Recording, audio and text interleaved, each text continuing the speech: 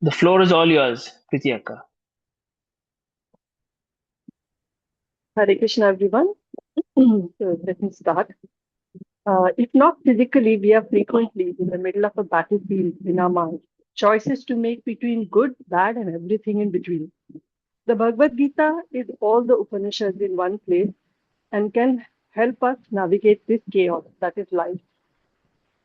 In the first chapter, Arjun Vishada Yoga, there are conversations happening between Dhritarashtra and Sanjaya in Hastinapur and between Krishna and Arjun at the battlefield. The very first verse, Dhritarashtra is asking what seems like a very obvious question. It says, Dharma Kshetre Kurukshetre Samaveta Yuyutsavaha Mamaka Pandavaschaiva Kimakurvata Sanjaya. After my son and the Pandavas assembled at Kurukshetra, the Dharma Kshetra, desiring to fight, what did they do?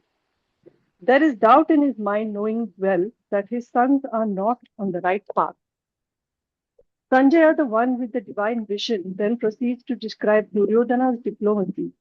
He approaches Dronacharya and Bhishma to drum up their support, fearing leniency towards the Pandavas. Bhishma, in response and to instill confidence, blows his conch shell. This raises the morale of the Kauravas. The Pandavas then blew their conch shells, which struck fear in the Kaurava ranks. For the obvious result on which way the war is headed is there for all to see. The presence of Lord Krishna, the flag on Arjun's chariot having Lord Hanuman on it, the Pandavas being on the dharmic path in the holy place of Kurukshetra, and the infallible chariot of Arjuna given by Agni Dev. Arjuna asked Krishna to take his chariot in the center of the battlefield with the intention of sizing up his opposition. Seeing his family members on the other side, Maharathi Arjuna, who can battle infinite people at one time, loses his nerve. He gives his reasons to not fight, compassion to his kinsmen. What is the use of kingdom without his people? The fear of incurring sin, of killing family, the exploitation of women and unfulfilled duties towards ancestors, and his indecision. He then casts his bow and arrows, sits down, overwhelmed with grief. He has no will to fight. The key takeaways for us in this chapter is that we need to be good listeners, like Krishna was to Arjun, allowing him to vent and to ask his questions and to tell him all his feelings. To build relationships of this sort, where we can speak to other people, a family, a friend, uh, without the fear of being judged. And when problems come at you, you have to make the choice whether you want to break beyond repair or break beyond damage by turning to the Lord. Thank you. क्या बात है, क्या बात है. Thank you, Prityaka, for that wonderful description of the first chapter. If anyone has missed first chapter here, they need not go and watch the full recording of the class. Thank you for that wonderful job, Prityaka. Thank you so much. Now, the second chapter of the Bhagavad Gita is entitled Sankhya Yoga, from where we left the first chapter, where Arjun was caught in the middle of indecision and confusion, not able to take action. Right in the middle of the battlefield, he's put his bow down. After just one more argument, that what good will come out of this? And you're just encouraging me to fight this ghastly war, O Krishna. With that just last argument, he gives up. He says, Karpanya dosho pahatasva bhava pruchhami tvam dharma sammudha cheta yashreha yasyan nishchitan brohitam me shishyasteham shadimam tvam prapannam. He accepts Lord Krishna as his guru, and then the conversation no longer is between two friends, it's between a student and a guru. And that is when a battlefield turns into a classroom. One way to summarize the second chapter entitled Sankhya Yoga is through the acronym Gita, where G stands for acceptance of Guru by Arjun, of whom? Of Lord Krishna. I stands for identity. Here is where Lord Krishna strikes first. He defines or introduces Arjun to his original identity, that of the infinitesimal soul, who's indestructible. So whatever may be, I mean, Arjun has to fight, even if he ends up on the wrong side of the battle, if he has to give up his own life, or he has to take lives of others, kinsmen such as Bhishma, Drona, Kripacharya, etc., there is no loss because the soul is never destroyed. The motive being get up and fight. Leave this lamentation, get up and fight. G is Guru, I is identity, T is two duties. One is Swadharma and one is Sanatan Dharma. Swadharma is that of being a Kshatriya, that Arjun actually is a Kshatriya, and Sanatan Dharma is that to serve the Lord, serve the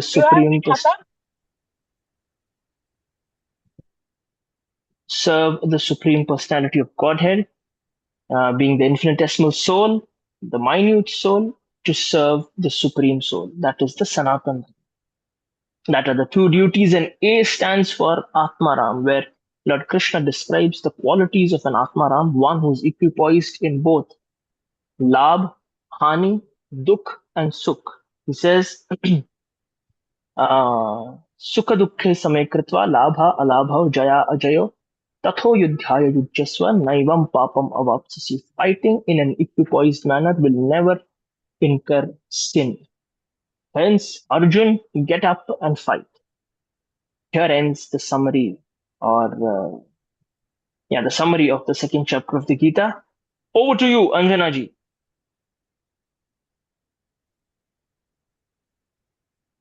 Hare Krishna. Hare. I'll do the summary of chapter 3, a very small summary. Okay, this is called Karma Yoga, which means the yoga of selfless action. At the beginning of this chapter, Arjuna asked Lord Krishna, if knowledge is superior, why should I perform action? Krishna explains that every human being has duties to perform and cannot remain inactive. The path is to spiritual growth lies in performing one's duty sincerely. Shloka 1. I'll try. Nityam kuru karma tavam karma jayo he akramanaham. Only one line I will be telling. Perform your prescribed duty, for action is better than inaction. Krishna teaches that avoiding responsibility is not the solution. Whether we are students, teachers, parents, or professionals, we should perform our duties sincerely. The main message of this chapter is Nishkam Karma, doing our work without expecting rewards. Chapter 3, Shlok verses 19. Tasmad asa asatah satatam karyam, karyam karma samachara. Therefore, always perform your duty without attachment, because by doing so, one attains perfection. This does not mean we should not care about results. Rather, we should give our best efforts without allowing success or failure to disturb our peace of mind. Krishna also explains that our action should benefit society. Good leaders inspire others through their own conduct. Therefore, each one of us should strive to be honest, disciplined, and responsible. The chapter also warns us against desire, anger, which often lead to poor decisions. Verse 37. Kama asa krodha asa rajo guna sama buddha bhava. It is a desire and the anger that arises from it that is the great enemy of human beings. When our desires remain unfulfilled, they can turn into anger, affecting our judgment and relationships. Krishna advises us to control our senses and mind so that we can make wise choices. Relevance in daily life. The teachings of karma, yoga remains relevant today. As students, we should study with dedication rather than worrying only about marks. As teachers, we should teach with sincerity and inspire our students. In everyday life, we should help others without expecting recognition.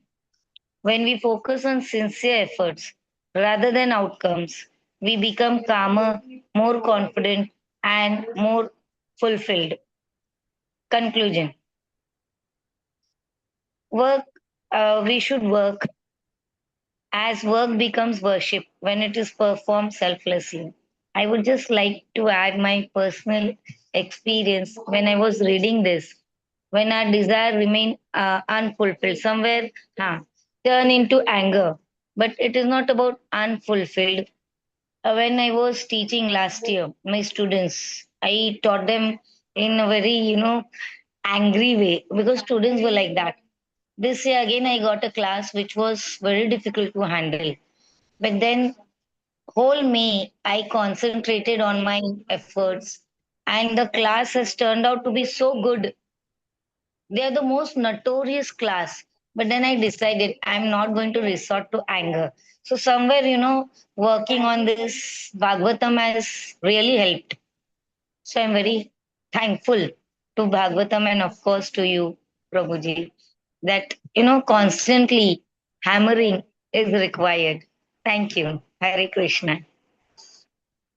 Wow, wonderful, wonderful. Your realization just nailed it, and how important it is to just constantly be reminded of the fact over and over again. And kudos to Anjana ji. Her health was not in the best of conditions. She texted me that she would not be summarizing, and I'm grateful to her that she's taken this effort to summarize the third chapter in spite of her ill health.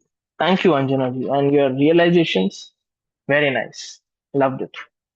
Thank you. The fourth chapter, entitled Gyan Karma Sannyasi Yoga. It starts with um, it starts from the place where Lord Krishna knows the fact, or rather, he starts with telling Arjun that, you know what, this ज्ञान of Bhagavad Gita जो मैं तुम्हें सुनाने जा रहा हूँ, या which have already started, uh, this is not the first time that I've spoken. This is first given to sun god Vivashwan, and then it has come down generations. But what happens is, when knowledge comes down generations, it gets degenerated in the process. वो knowledge खराब हो जाता है, तो I have to come back to re-establish dharma. And he also says, evam parampara praptam imam rajarshayo vidu sakale neham hata yogo nashta parantapa. So whenever this chain of knowledge coming through disciplic succession is hampered or destroyed at some point, I come to re-establish it. Now, we are aware that karma from the third chapter is individual action, but what is more important is social orientation. And here, Lord Krishna introduces the concept of four varnas: Brahman, Kshatriya, Vaishya, and Shudra, not a means of social discrimination, but a delineation as per one's psychophysical nature, so that one can perform his own activities in the most comfortable of manner, and then in the process attain the supreme personality of Godhead. So it's always better that a cricketer, a sportsman, performs his duty as a sportsman, a singer does or performs her duty or his duty as a singer, rather than we trying to compete against each other in our own different fields. It's better always to stick to your own psychophysical nature and perform action. Here, Lord Krishna also stresses on the fact that intelligent person is that who sees action in inaction and inaction in action. The the underlying purpose of explaining this concept of action in inaction and inaction in action is more than the action itself, the underlying intention matters. That is what is the key focal point of the fourth chapter. And he also says, he also describes karma, vikarma, and akarma. Okay?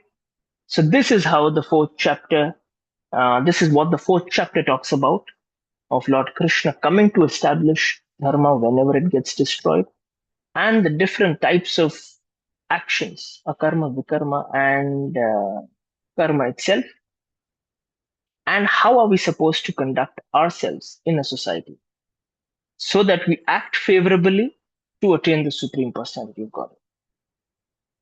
Yes, over to you, Omkar, for the fifth chapter. So, Hare Krishna, everyone. And so, the fifth chapter, it starts like Sri Krishna explains that the both karma sannyas yoga, which is renunciation of actions, and karma yoga, which is selfless action with devotion towards God, lead to the same goal. But however, the karma yoga is easier and better suited for most people because it purifies the mind through dedicated work. And a karma yogi who performs duties without attachment to the results and offers all the actions to Krishna, to the God, remaining unaffected by the sin, like the lotus leaf on water. So, such people see all beings equally and find happiness in God rather than pleasures, materialistic pleasures, or any pleasures. So, through devotion, self control, and detachment, they attain lasting peace and liberation.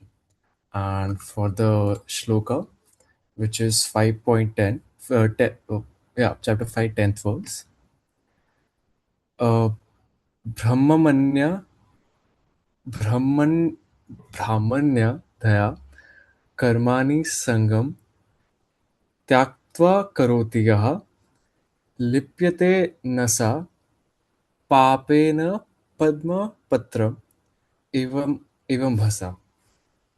Yep. Thank you.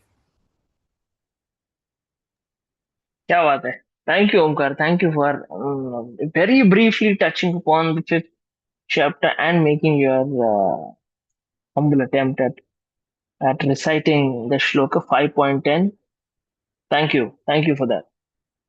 The sixth chapter of, so before I go on to the sixth chapter, uh, okay, okay, I know it gets very difficult to say. I know how difficult it is to summarize, to put your presentation.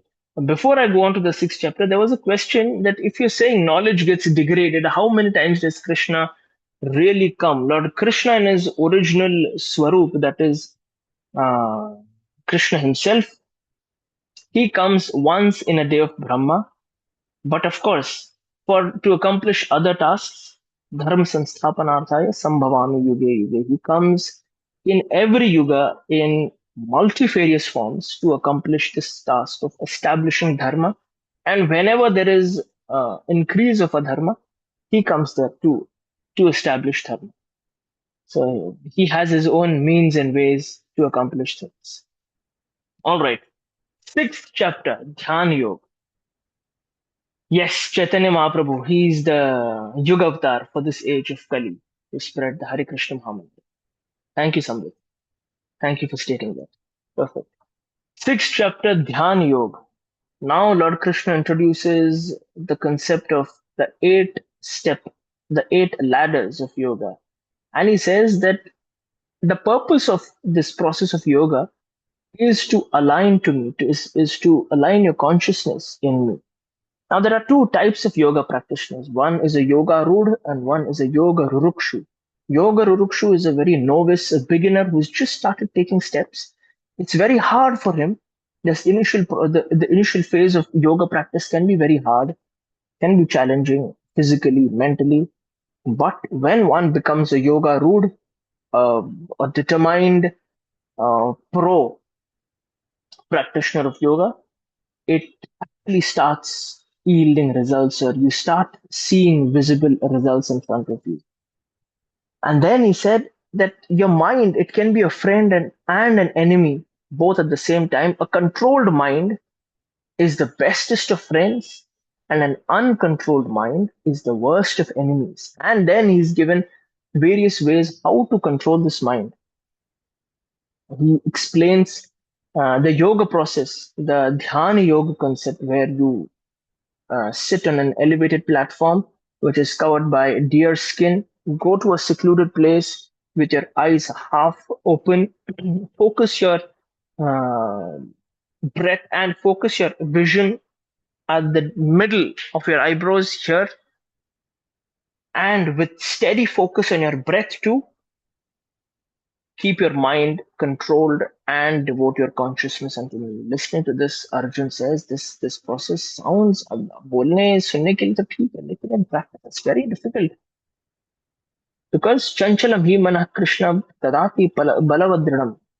This mind is very strong, and easier than controlling the mind is to control the wind. तो आप सोचिए कितना मुश्किल है. And here Lord Krishna agrees. He said, yes, asamshayam mahabaho. Undoubtedly, what you're saying is true, but there are two ways how you can control the mind. What is that? Abhyasena tu kaunteya vairagyena ch grihiyate. Constant study and practice, and giving up things which are not favorable to the process of yoga. And how will this work? Shanai shanai, step by step. If you want to accomplish something, if you want to wake up at 4 o'clock from tomorrow and you're waking up at 10 until today, start slow. Wake up half an hour earlier. Shanai shanai. And whenever the mind wanders, bring it back. Don't expect results from day one itself. And in this process, he says, Yoginam api sarvesham madgater antaratmana shraddhavan bhajate yomam samyukta tamomata. That yogi who constantly engages in bhajan of me, Shraddhavan bhajate yomam samyukta tamomata. That is the supreme most yogi, not someone who just makes a show of yoga, and someone who actually is devoted to the Lord and connects with the Lord is the best and the true yogi. Here ends the summary of chapter 6. Now, the chapter 6 ends with this word, bhajate yomam. And now Lord Krishna in the 7th chapter explains who is the object of bhajan, who Lord Krishna is. And this starts, can you call Hare Krishna Mahamantra Kirtan as bhajan? Of course. You can call it as bhajan. Yes, of course you can do it. Bhajan is the activity itself of devotional service, and singing Kirtan, that too is bhajan. All right. 7th chapter starts, 7th chapter is the beginning point of the Bhakti Yoga section of the Bhagavad Gita. The starting 6 chapters were Karma Yoga, the middle 6 Bhakti Yoga, and the end, the last 6, from 13 to 18, are the Gyan Yoga section. So the Bhakti Yoga section is important because Lord Krishna shows his darshan for the first time. He says, if you want to really see me, you can see me in the taste of water, in the smell, the fragrance of earth, experienced during the first initial rains. Any splendor that you see, any wow factor that you see all around you in this world, it's because it's just a spark of me.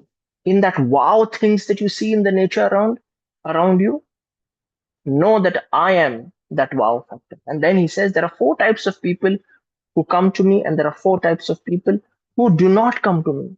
So ऐसे लोग रहेंगे ही. And manushanam sahasreshu kaschid yatati siddhaye. In millions and millions of people, there are very few who are interested in these spiritual subject matters. And even in those, there are very few who are actually interested to come to me. So know this fact, Arjun, that what you're doing is very rare.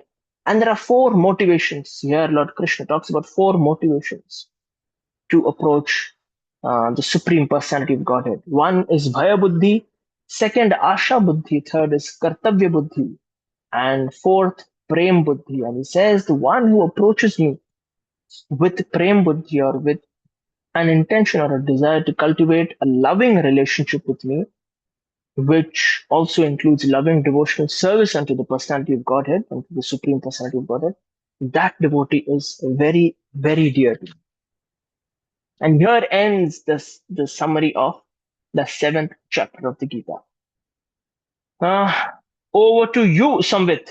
Eighth chapter, Akshar Brahm Yog.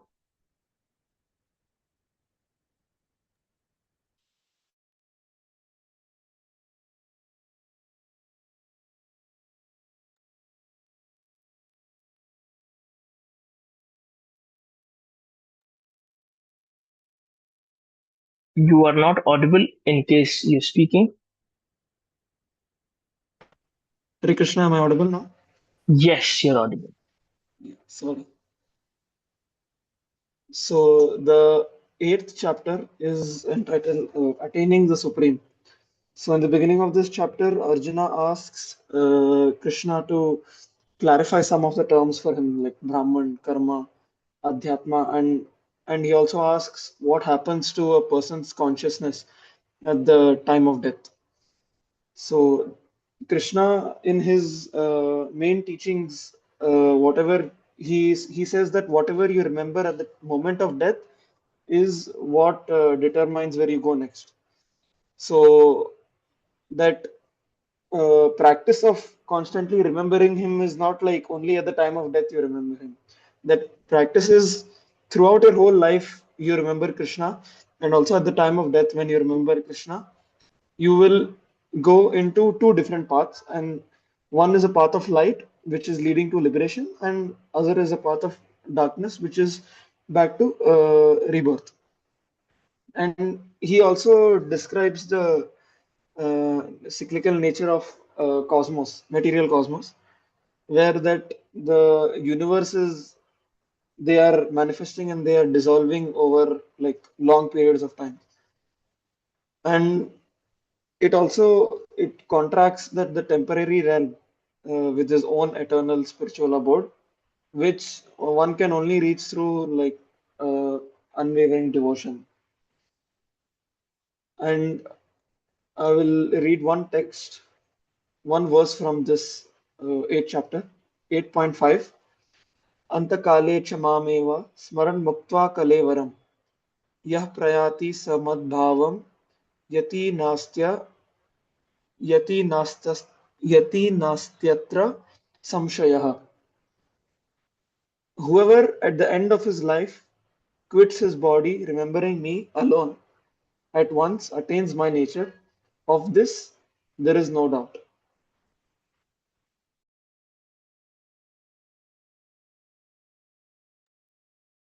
Thank you, Samvit.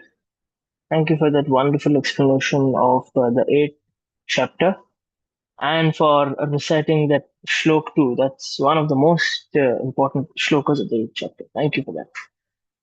Over to Preeti Akka, ninth chapter of the Gita. Chapter 9 is titled Raja Vidya, Raja Guhya Yoga. After the revelation of confidential knowledge and more confidential knowledge, in this chapter, the Lord is revealing the most confidential knowledge. In the first verse, he says, Idantu te guhyatamam pravakshyamyana suyave jnanam vijnana sahitai yakyatva moksha te shubha. Because Arjuna is not envious of the Lord, he imparts the most confidential knowledge and realization that will reveal Arjuna of the miseries of this material world. The Lord says, in my unmanifested form, the entire universe is pervaded. All beings are in me, but I am not in them, and yet everything that is created does not rest in me. He describes his mystic opulences. All of creation is under the Lord's will, and yet the Lord is detached from all material activity. When the Lord descends in human form, fools deride me. They don't know the transcendental nature of the Supreme Being. Those that are thus bewildered, they are attracted by demonic and aesthetic views aesthetic views under this delusion, any hopes for liberation, fruitive activity, and culture of knowledge are defeated. Devotees who are fully engaged in devotional service are under the protection of the Lord. They know the Lord Krishna is the Supreme Personality of Godhead, original and inexhaustible. In verse 14, the Lord says, those who are always chanting my glories, endeavoring with great determination and bowing down before me, these great souls are perpetually worship me with devotion. Till this point in the Bhagavad Gita, the Lord has explained who we are, what duties and activities we must fulfill, and recognize who is the Lord. Now we learn how to build a relationship with the Lord, a personal relationship and an emotional bond. Building an emotional bond, the Lord said, if one offers me with love and devotion a leaf, a flower, a fruit, or water, I will accept it. Engage your mind always in thinking of me, become my devotee, offer obeisance to me, and worship me. Being completely absorbed in me, surely you will come to me. To conclude, the Lord is partial to no one, yet he reciprocates what we offer him in devotion. So offer love and spread the word. Oh, thank you, Preeti Akka, for that wonderful explanation of the ninth chapter. As always, over to you, Samvit, 10th chapter.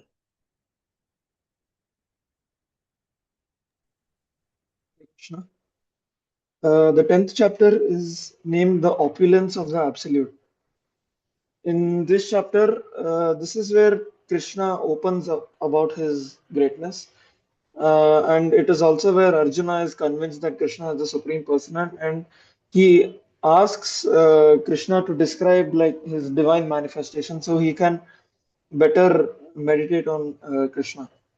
And Krishna, he replies with like a long list, and he says that he is the Himalayas, and he is among the rivers. He is the Ganges. He is the sun, and he is like everything.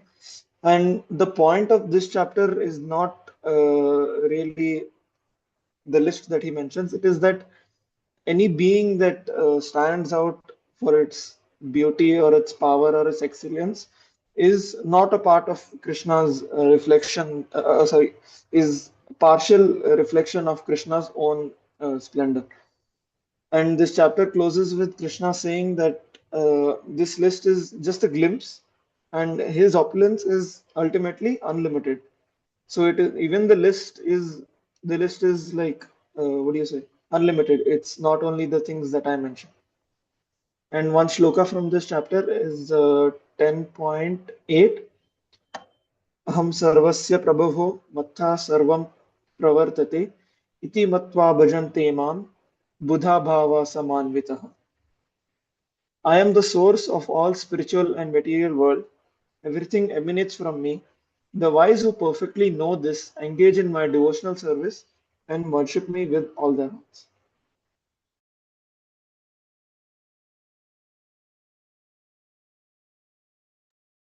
Wonderful. Thank you.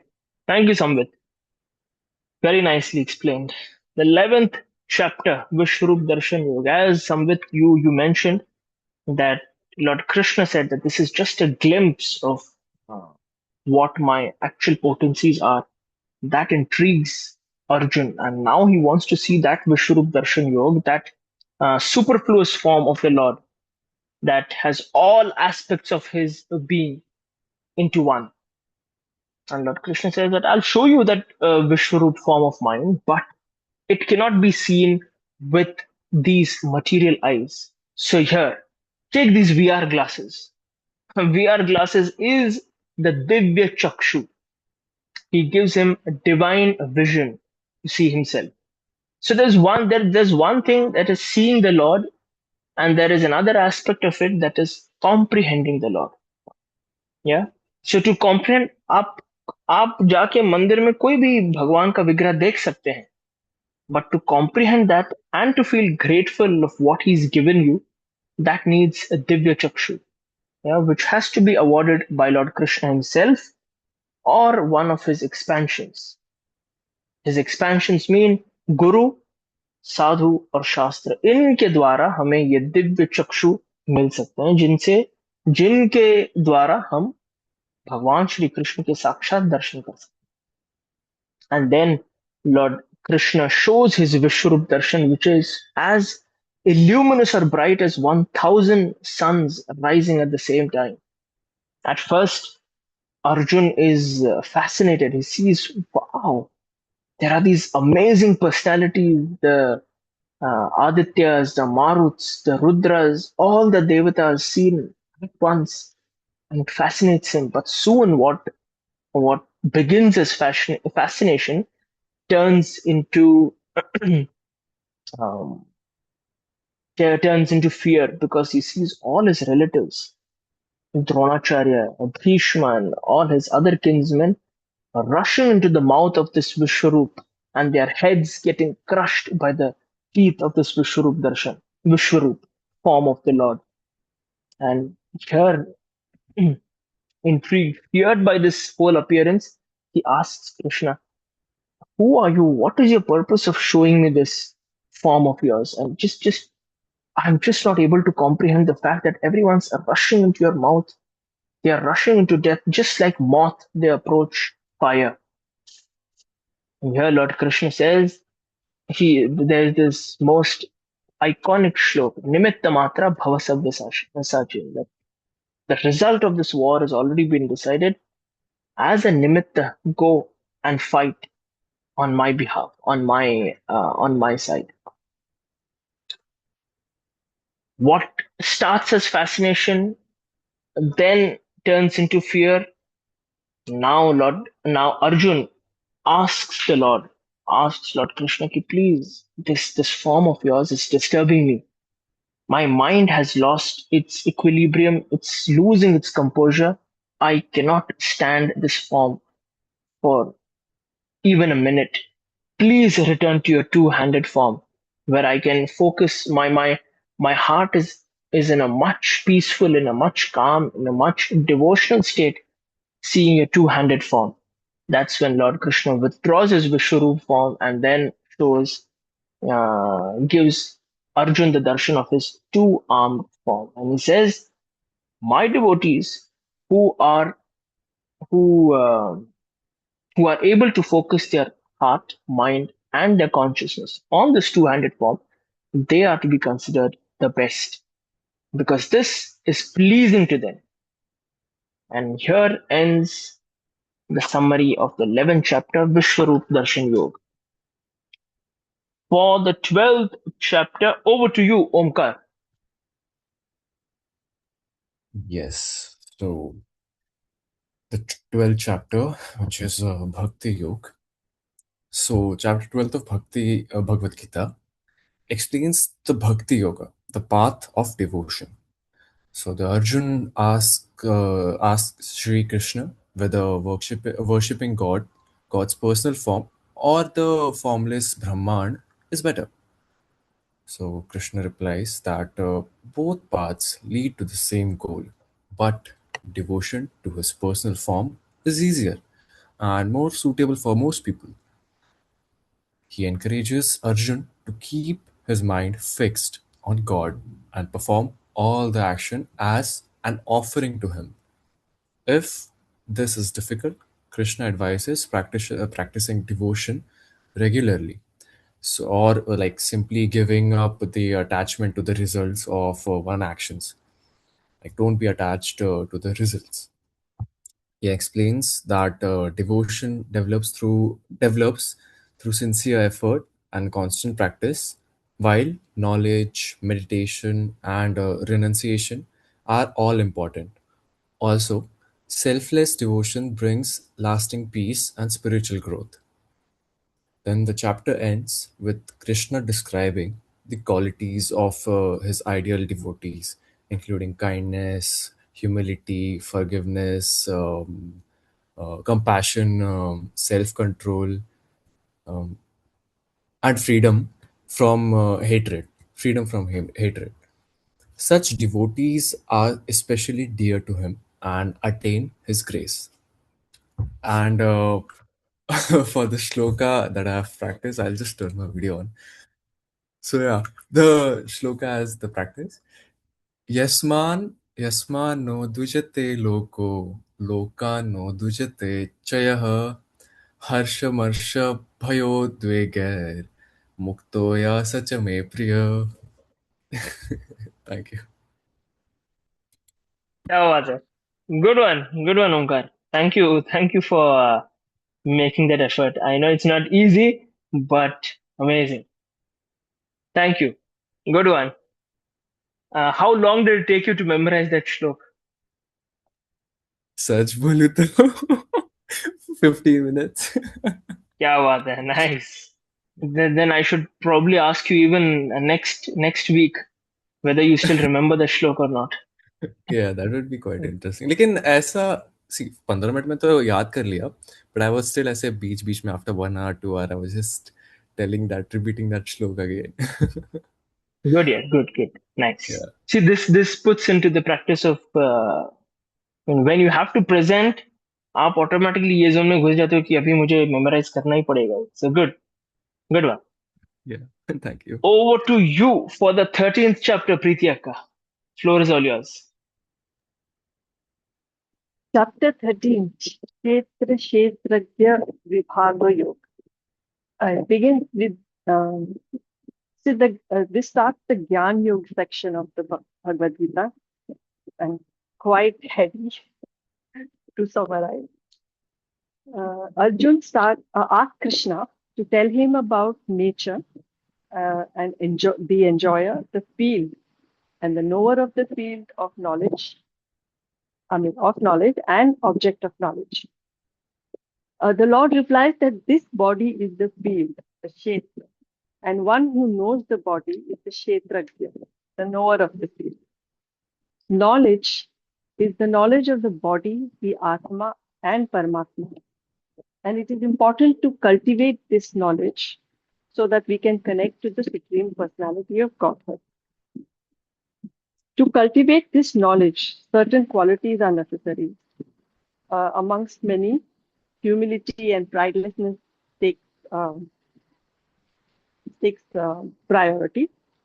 And of course, there's non-violence, tolerance, simplicity, cleanliness, steadiness, self-control from sense gratification.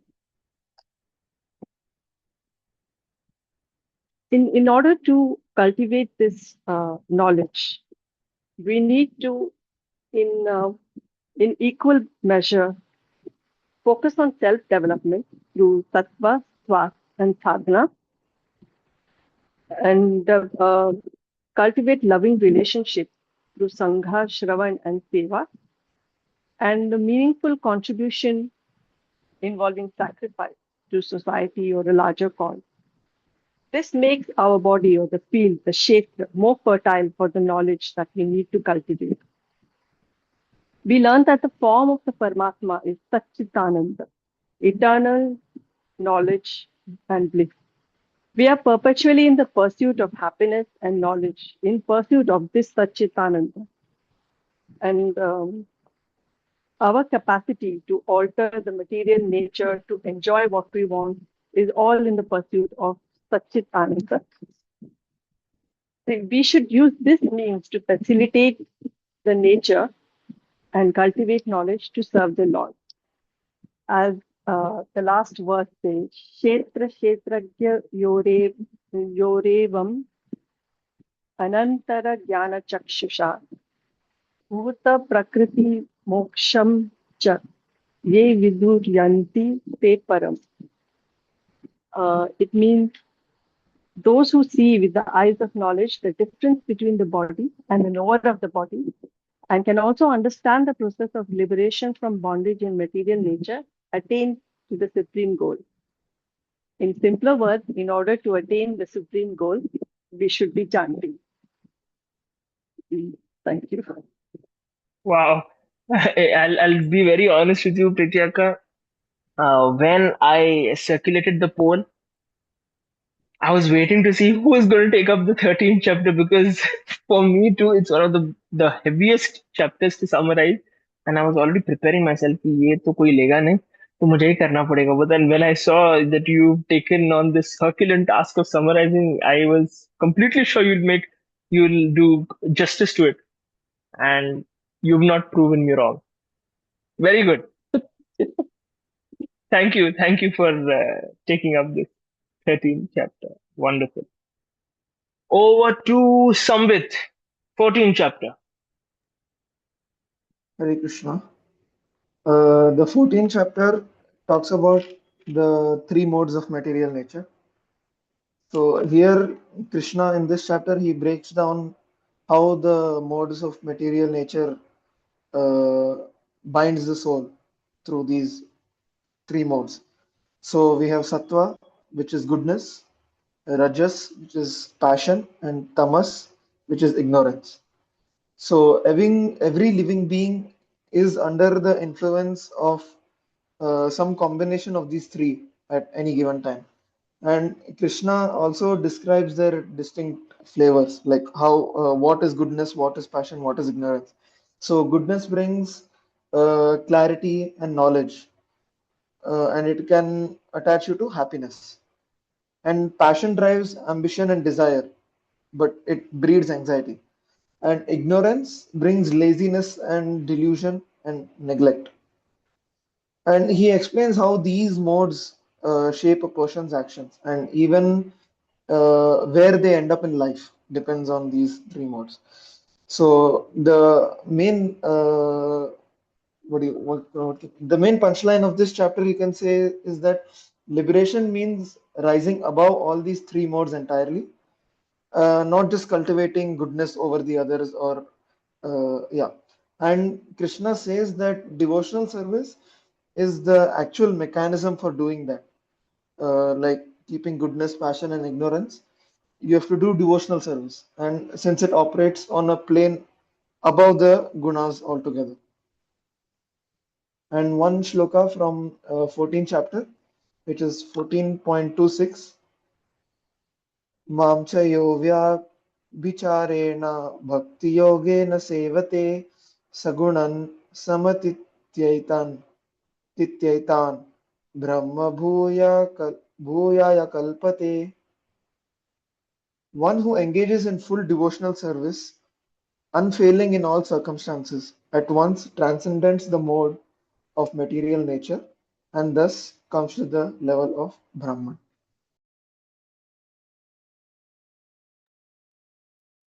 Nice. Good job, Samvit. Thank you so much. Thank you for summarizing the 14th chapter for us. Over to you, Omkar, 15th chapter, Purushottam Yoga. So for the 15th chapter, the 15th chapter is Purushottam Yoga, exactly. Thank you, sir. And 15th chapter of Bhagavad Gita explains the nature of material world and the supreme God. Sri Krishna compares the world to an upside down Ashwatha, which is a sacred fig, which is a tree, whose roots are in God and whose branches spread through material existence. The three gunas nourish this tree, keeping souls trapped in the cycle of birth and death. Krishna teaches that this tree can only be cut down with the acts of detachment, allowing one to seek and surrender to God, the source of all creation. He explains that every soul is an eternal part of him, but remains bound by material desires and senses. At death, the soul carries its mind and impression into a new body. Then finally, Krishna describes Kshar, which is perishable beings, and Akshar, liberated souls, and Purushottam, the supreme God, who is beyond both. And completely surrender to him leads to the liberation and eternal peace. And for the shloka, uh, not prepared by the uh, Mame vamsho jivaloke जीवभूता सनातनः मनः शाष्ठन् मनः षष्ठानीन्द्रियाणि प्रकृतिस्थानि करशति. Thank you. And वो श्लोक का मतलब भी समझा दो. It's like the souls in this material world, na, are the fragments, eternal fragments of Lord, like the Krishna, but they are bound by the material nature, and they are struggling with this body, human body, the mind, and the six senses. Correct. Perfect. ममैव अंश जीवलोके. Perfect. 15.7. Very nice. Thank you Omkar. Thank you for. अभी shivering थोड़ा कम हो रहा है या उतना ही है? हाँ, लाइक कम हो गया. जिसमें मैं प्रिपेयर्ड था ना, उसमें बहुत ही कम हो गया था. Nice. Yeah. Of course. Thank you for that wonderful presentation. 16th and 17th. Go ahead, Amma.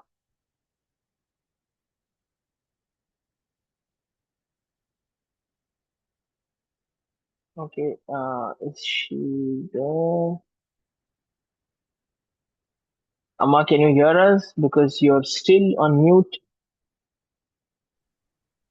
Now can you hear me? Yes, we all can hear you now. Jai Kishan, Raja, I was traveling, so whatever I remember, I will just narrate, okay? No problem. See, in the 15th chapter, you spoke about a inverted Ashwath tree, a banyan tree, okay? Now, the two weapons that can cut the inverted banyan tree is by detachment and by determination, okay? Now, before you could begin with the 16th chapter, you said this. The 16th chapter is all about what you call divine and demoniac nature. Okay, Devi and Asuri Sampat Yog. Correct? Okay. Now, in Correct, correct. the 16th chapter, you say that in Kali Yuga, Danav, that is demon, and Devata, godly qualities, both are found in one person. Okay. Now, this 16th chapter, whenever I read Bhagavad Gita or whenever I hear your speech, I try to relate it with my day to day life. Now, recently, there was one killing that happened in the running train. One man, out of anger, he what do you say? He put knife in another boy who was just a 24-year-old or so. Remember, that was so much in news, just for a petty reason that the rainwater was getting inside the train, so he went to shut the door, and bas, ये एक छोटी सी बात थी. Now here, if he knew how to control his anger, this would have not happened. Okay, this is what I was relating it to. Now, in Kali Yuga, Danav and Devata, both godly qualities and the demoniac qualities, you find in one person. Now, in the 7th chapter, text 14, Devi Haisya Gunamayi Mama Maya Duratyaya Mameva Ye Prapadante Mayameta Tarin Tar Nitate, meaning my energy is very strong and it is very difficult to surpass. So, to maintain sanctity in the society, one has to develop habit of renouncing by habit of fasting or charity or voluntarily accepting inconvenience or discomfort, thus cultivating detachment. Okay, this I was uh, relating it with whatever incident that happened in the train. Okay, now there are 4 divisions of life, that is brahmacharya, that is the student phase, grahastha ashram, vanaprastha ashram, and then the renounced life is the sannyasa.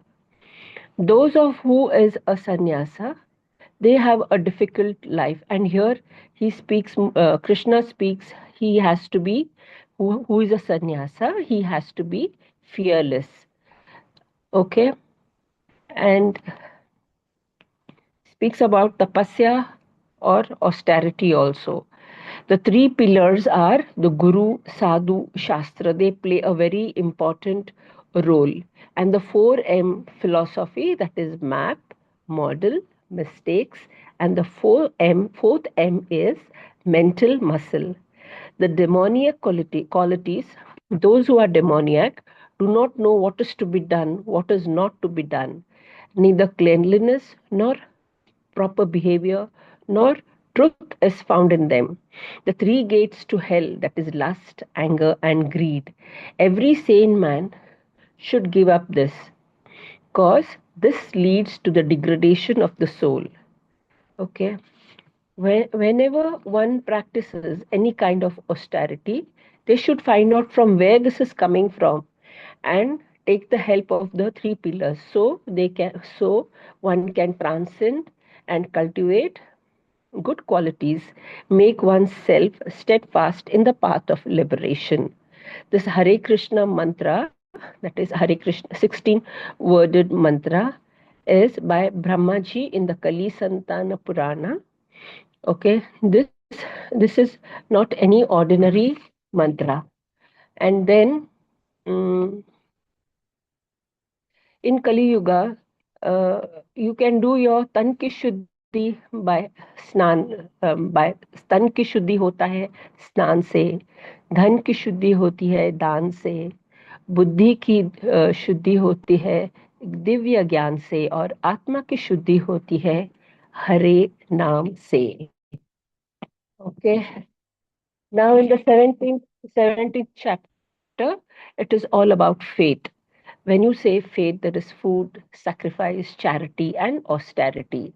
When you talk about food, there is sattvic food, rajasic, and tamasic food. Okay, sacrifice, three places, that is body, society, and nature.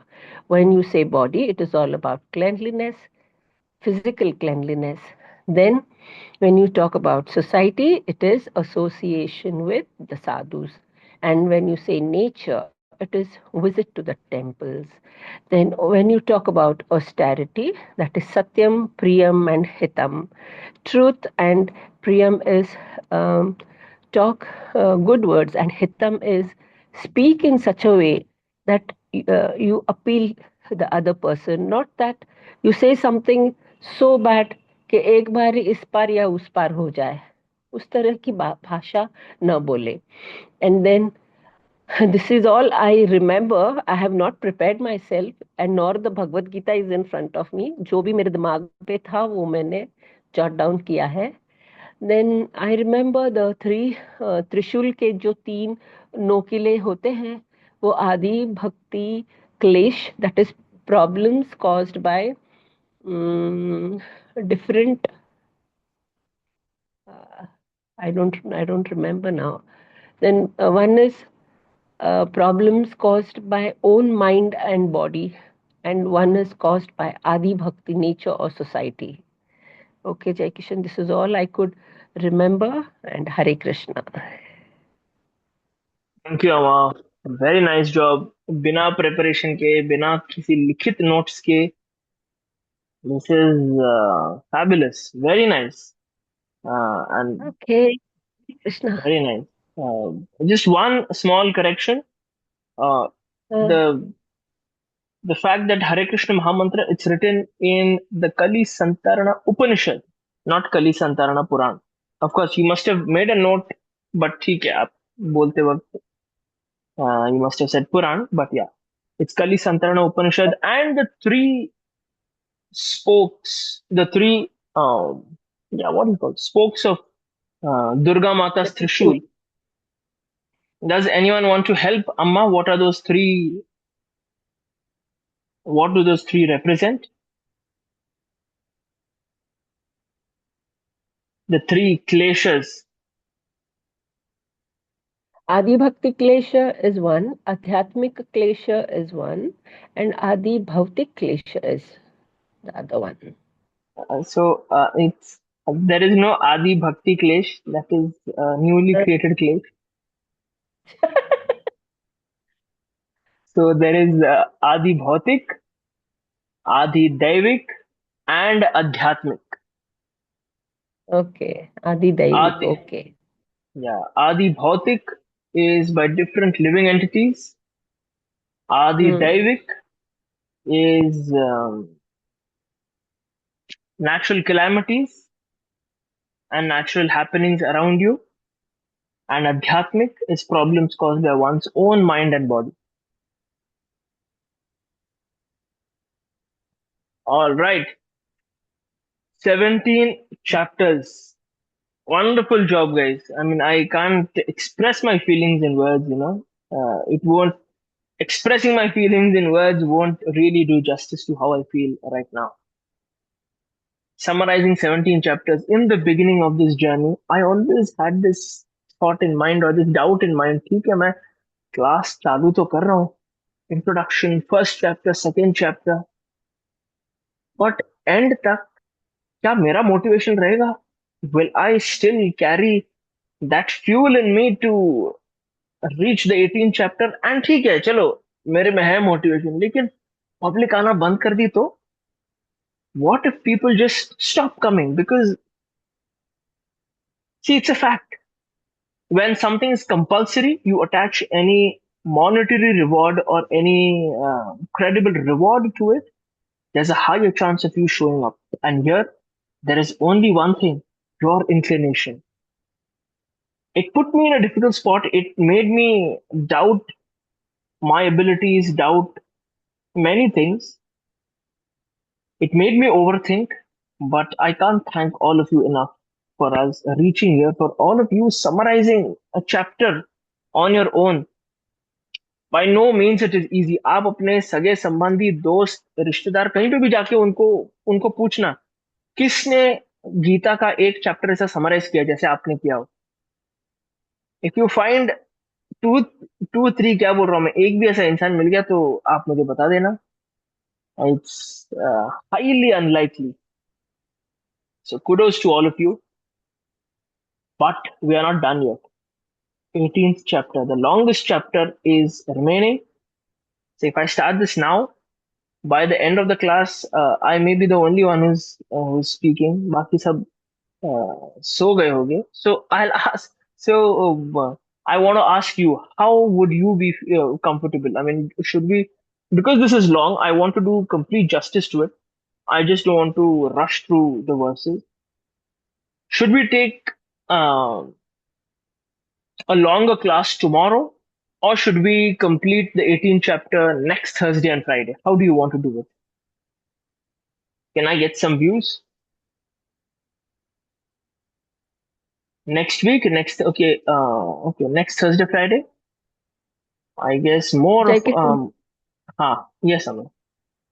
Jaikishan, I'm traveling, Raja. Today also, I was on my way when you started your class. Somehow I rushed home and rushed to my room, and then uh, tried to carry on with. Tomorrow I'm traveling. I don't think I'll be So attending your class. Okay. everyone even here agrees to next Thursday and Friday. So I'm very sure that is okay to you too. All right. Okay, perfect. So next Thursday and Friday sounds great to everyone here. Um, no second thoughts.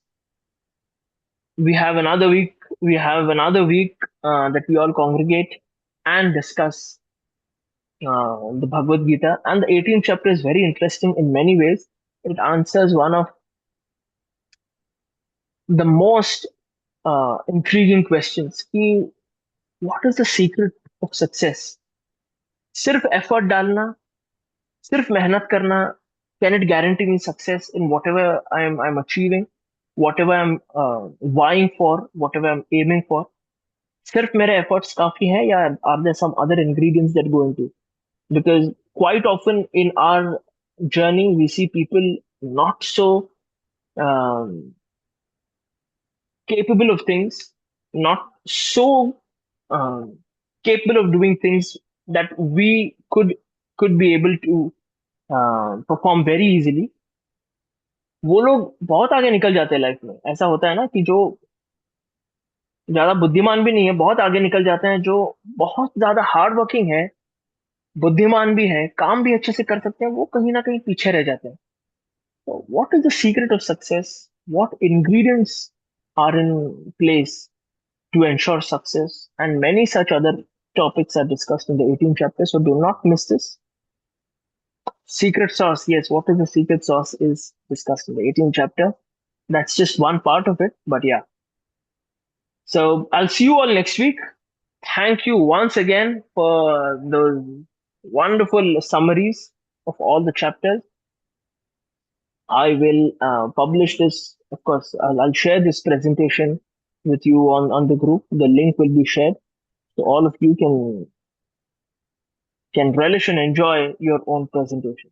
Thank you, everyone, again for taking the effort out of your routine and preparing and presenting this. So we meet next Thursday. Till then, everyone, please take very good care of yourself. Shubhratri and Hare Krishna.